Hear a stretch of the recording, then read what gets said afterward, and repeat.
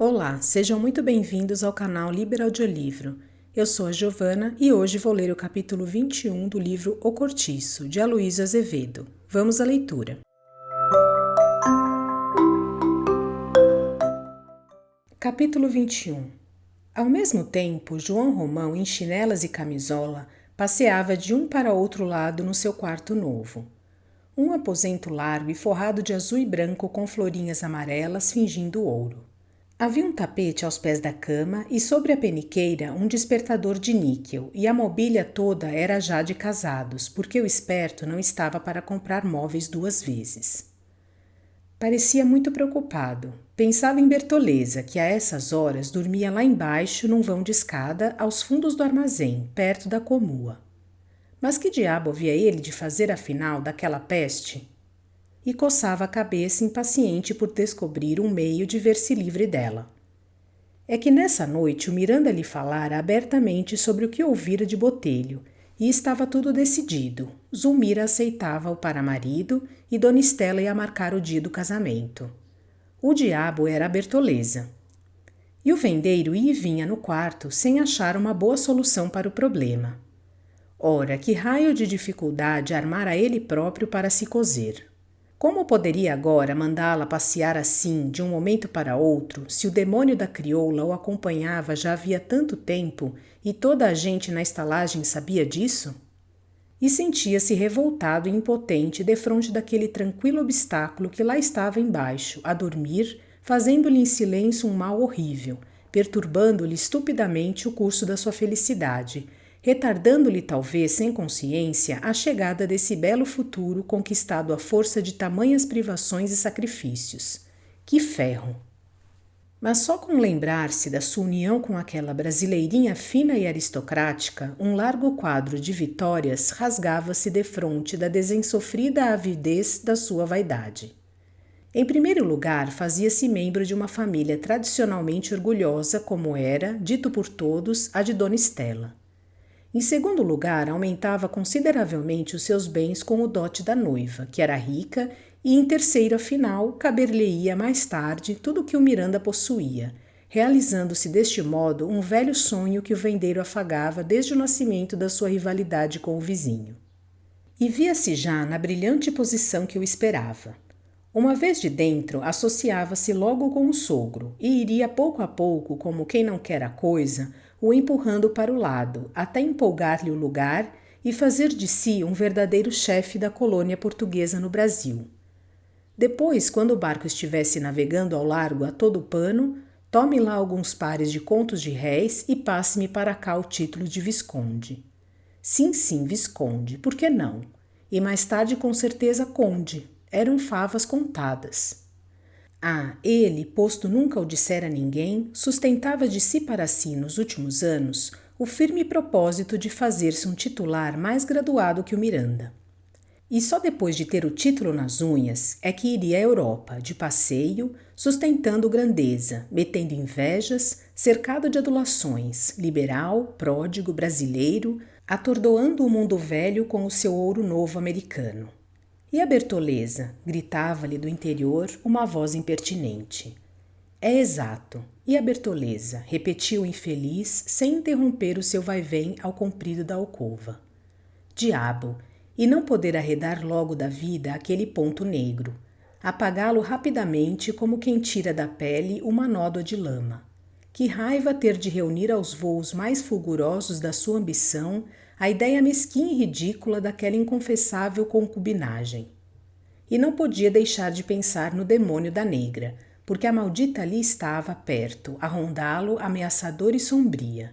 Ali estava com o documento vivo das suas misérias, já passadas, mas ainda palpitantes.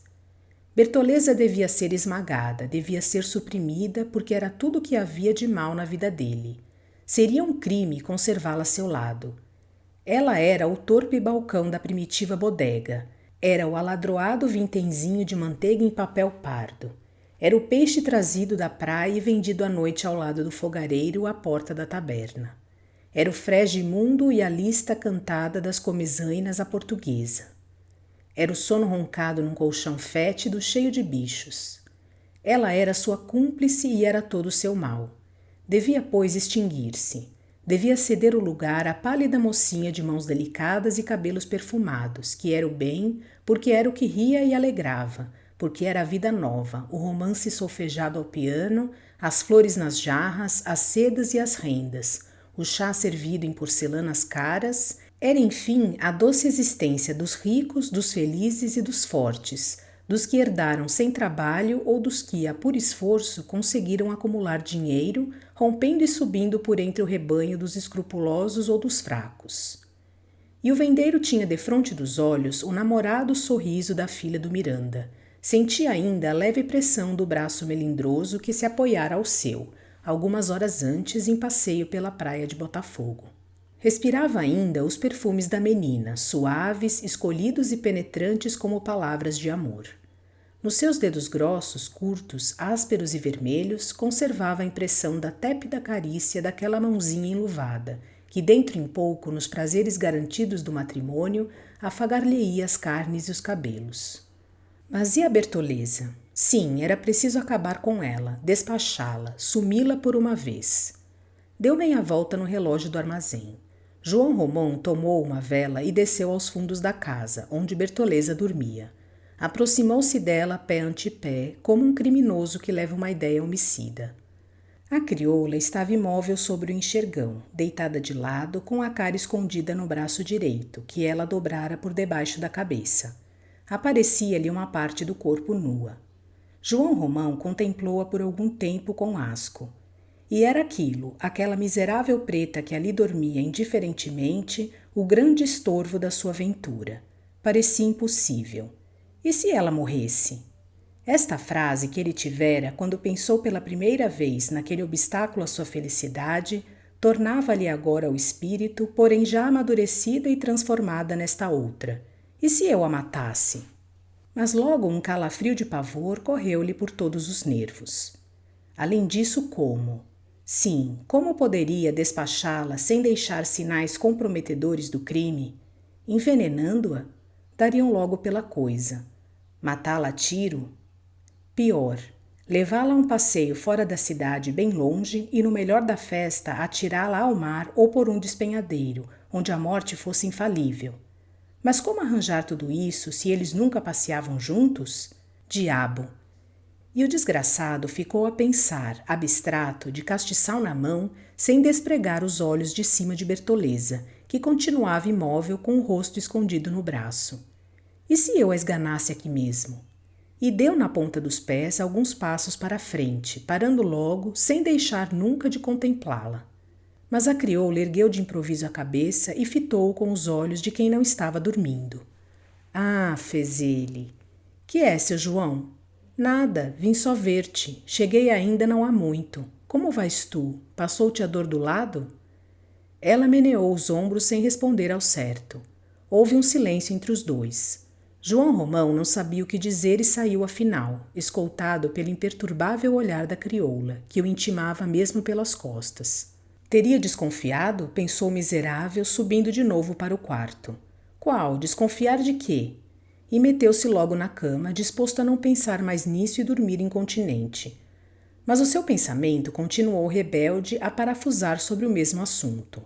É preciso despachá-la quanto antes, seja lá como for. Ela até agora não deu ainda sinal de si, não abriu o bico a respeito da questão. Mas Dona Estela está a marcar o dia do casamento, não levará muito tempo para isso. O Miranda naturalmente comunica a notícia aos amigos. O fato corre de boca em boca. Chega aos ouvidos da crioula e esta, vendo-se abandonada, estoura. Estoura com certeza. E agora o verás. Como deve ser bonito, hein? Ir tão bem até aqui e esbarrar na oposição da negra. E os comentários depois. O que não dirão os invejosos lá da praça? Haha!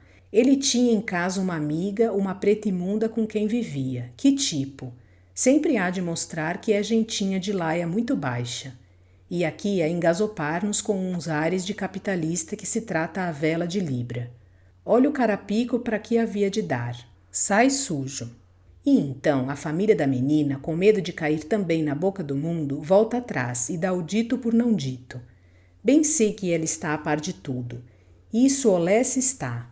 mas finge-se de desentendida, porque conta, e com razão, que eu não serei tão parvo que espere o dia do casamento sem ter dado sumiço à negra. Contam que a coisa correrá sem o menor escândalo. E eu, no entanto, tão besta que nada fiz. E a peste da crioula está aí senhora do terreiro como dantes, e não descubro o meio de ver-me livre dela. Ora, já se viu como arranjei semelhante entalação? Isto contado não se acredita. E pisava e repisava o caso, sem achar meio de dar-lhe saída. Diabo! Ela há muito que devia estar longe de mim. Fiz mal em não cuidar logo disso antes de mais nada. Fui um pedaço d'asno. Se eu a tivesse despachado logo, quando ainda se não falava no meu casamento, ninguém desconfiaria da história. Por que diabo iria o pobre homem dar cabo de uma mulher com quem vivia na melhor paz e que era até, dentro de casa, o seu braço direito?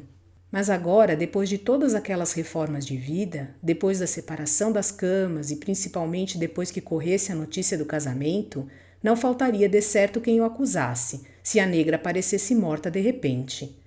Diabo! Deram 4 horas e o desgraçado nada de pregar o olho. Continuava a matutar sobre o assunto, virando-se de um para o outro lado da sua larga e rangedora cama de casados. Só pelo abrir da aurora conseguiu passar pelo sono. Mas logo às 7 da manhã teve de pôr-se a pé. O cortiço estava todo alvoroçado com um desastre. A machona lavava sua tina, ralhando e discutindo como sempre, quando 2 trabalhadores, acompanhados de um ruidoso grupo de curiosos, trouxeram-lhe sobre uma tábua o cadáver ensanguentado do filho. Agostinho havia ido, segundo o costume, brincar à pedreira com outros 2 rapazitos da estalagem. Tinham, cabritando pelas arestas do precipício, subido a uma altura superior a 200 metros do chão, e de repente faltara-lhe o equilíbrio e o infeliz rolou de lá abaixo, partindo os ossos e atassalhando as carnes. Todo ele, coitadinho, era uma só massa vermelha. As canelas quebradas no joelho dobravam moles para debaixo das coxas. A cabeça desarticulada abrira no casco e despejava o pirão dos miolos. Numa das mãos faltavam-lhe todos os dedos e no quadril esquerdo via-se-lhe sair uma ponta de osso ralado pela pedra. Foi um alarma no pátio quando ele chegou. Cruzes, que desgraça!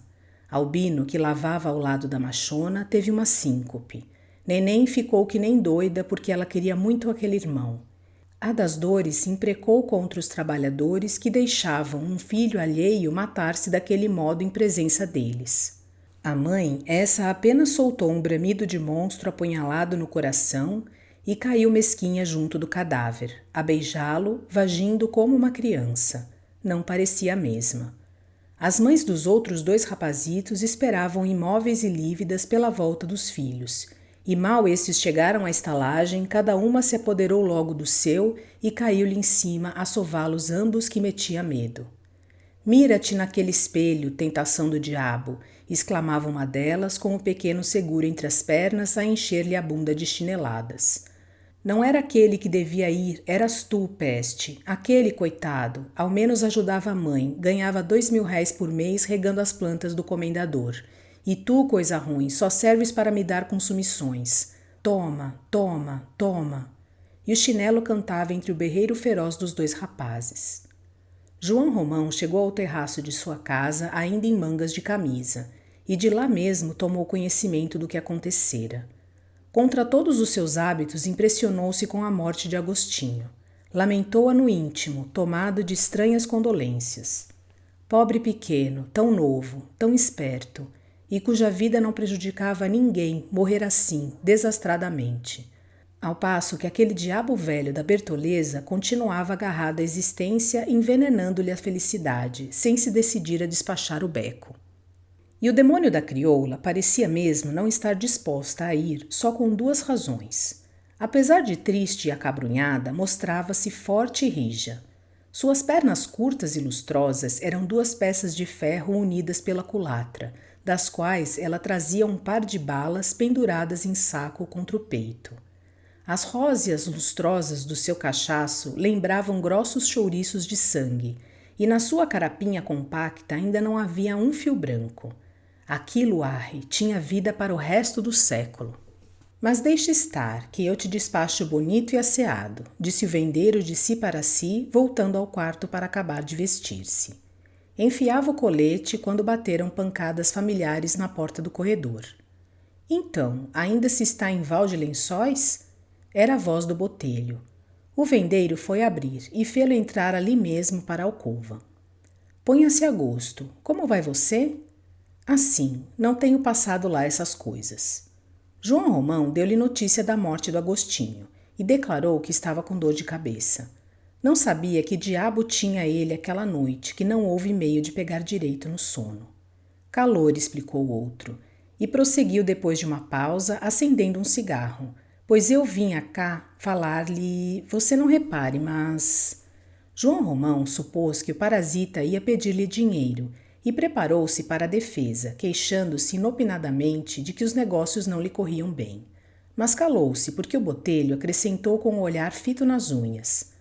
Não devia falar nisso. São coisas suas lá particulares, em que a gente não se mete, mas... O taberneiro compreendeu logo onde a visita queria chegar e aproximou-se dele dizendo confidencialmente: não, ao contrário, fale com franqueza, nada de receios. É que, sim, você sabe que eu tenho tratado do seu casamento com a Zulmirinha. Lá em casa não se fala agora noutra coisa. Até a própria Dona Estela já está muito bem disposta a seu favor, mas... Desembuche, homem de Deus. É que há um pontinho que é preciso pôr a limpo. Coisa insignificante, mas... Mas, você não desembuchará por uma vez? Fale, que diabo! Um caixeiro do armazém apareceu à porta prevenindo de que o almoço estava na mesa. Vamos comer, disse João Romão. Você já almoçou? Ainda não, mas lá em casa contam comigo. O vendeiro mandou seu empregado dizer lá defronte à família do barão que seu botelho não ia ao almoço. E sem tomar o casaco, passou com a visita à sala de jantar. O cheiro ativo dos móveis, polidos ainda de fresco, dava ao aposento um caráter insociável de lugar desabitado e por alugar. Os trastes, tão nus como as paredes, entristeciam com a sua fria nitidez de coisa nova. Mas vamos lá, que temos então? Inquiriu o dono da casa, assentando-se à cabeceira da mesa, enquanto o outro, junto dele, tomava lugar à extremidade de um dos lados. É que respondeu o velho em tom de mistério. Você tem cá em sua companhia uma crioula que eu não creio, note-se, mas adiante. Dizem que ela é coisa sua. Lá em casa rosnou. O Miranda defende-o, afirma que não. Ah, aquilo é uma grande alma. Mas, Dona Estela, você sabe o que são as mulheres. Torce o nariz e... Em uma palavra, receio que essa história nos traga qualquer embaraço. Calou-se porque acabava de entrar um portuguesinho trazendo uma travessa de carne ensopada com batatas. João Romão não respondeu, mesmo depois que o pequeno saiu. Ficou abstrato a bater com a faca entre os dentes. Por que você não a manda embora? Arriscou o botelho, despejando vinho no seu e no copo do companheiro. Ainda desta vez não obteve logo resposta, mas o outro, tomando afinal uma resolução, declarou confidencialmente: vou dizer-lhe toda a coisa como ela é, e talvez que você até me possa auxiliar. Olhou para os lados, chegou mais à sua cadeira para junto da de botelho e acrescentou em voz baixa: esta mulher meteu-se comigo quando eu principiava a minha vida. Então, confesso, precisava de alguém nos casos dela, que me ajudasse. E ajudou-me muito, não nego. Devo-lhe isso. Não, ajudar me ajudou, mas... E depois? Depois ela foi ficando para aí, foi ficando e agora... Agora é um trambolho que lhe pode escangalhar a igrejinha. É o que é. Sim, que dúvida. Pode ser um obstáculo sério ao meu casamento. Mas que diabo. Eu também, você compreende, não a posso pôr na rua assim, sem mais aquelas. Seria ingratidão, não lhe parece? Ela já sabe em que pé está o negócio? Deve desconfiar de alguma coisa, que não é tola. Eu, cá por mim, não lhe toquei em nada. E você ainda faz vida com ela?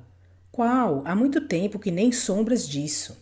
Pois então, meu amigo, é arranjar-lhe uma quitanda em outro bairro, dar-lhe algum dinheiro e boa viagem. O dente que já não presta, arranca-se fora.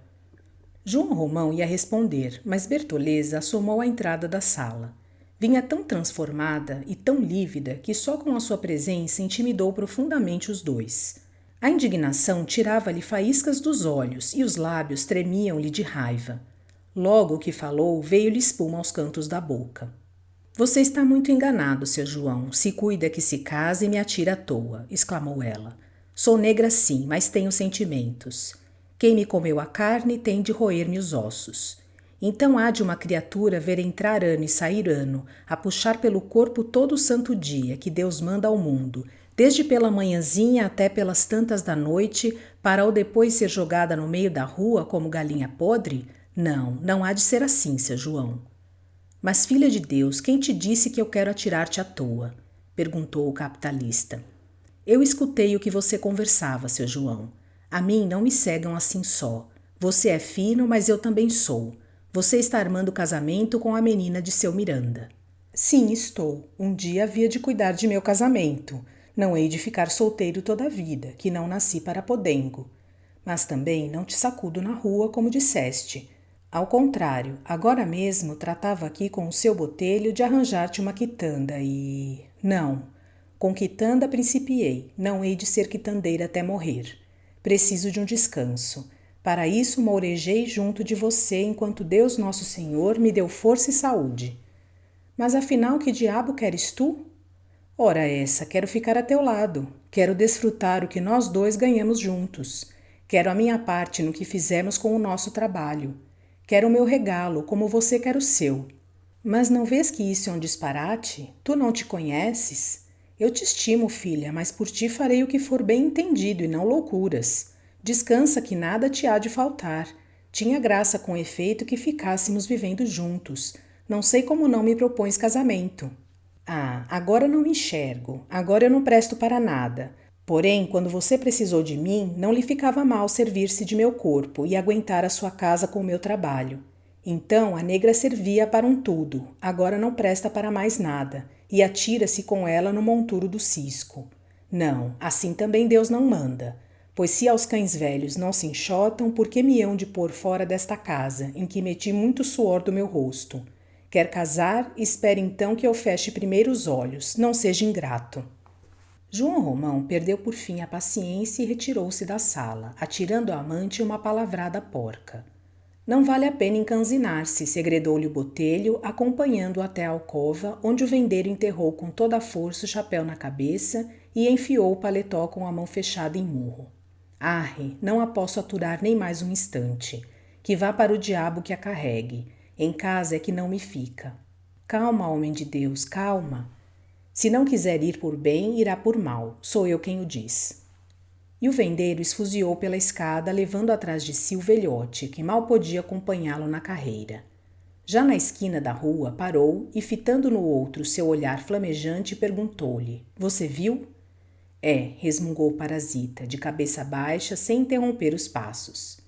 E seguiram em silêncio, andando agora mais devagar, ambos preocupados. No fim de uma boa pausa, Botelho perguntou se Bertoleza era escrava quando João Romão tomou conta dela. Esta pergunta trouxe uma inspiração ao vendeiro. Ia pensando em metê-la como idiota no hospício de Pedro II, mas acudia-lhe agora coisa muito melhor: entregá-la ao seu senhor, restituí-la legalmente à escravidão. Não seria difícil, considerou ele. Era só procurar o dono da escrava, dizer-lhe onde esta se achava refugiada e aquele ir logo buscá-la com a polícia. E respondeu ao Botelho: Era e é. Ah, ela é escrava? De quem? De um tal Freitas de Melo. O primeiro nome não sei, gente de fora, em casa tenho as notas. Ora, então a coisa é simples, mande-a para o dono. E se ela não quiser ir? Como não? A polícia a obrigará, é boa. Ela há de querer comprar a liberdade. Pois que a compre se o dono consentir. Você com isso nada mais tem que ver. E se ela voltar à sua procura, despache-a logo. Se insistir, vá então à autoridade e queixe-se.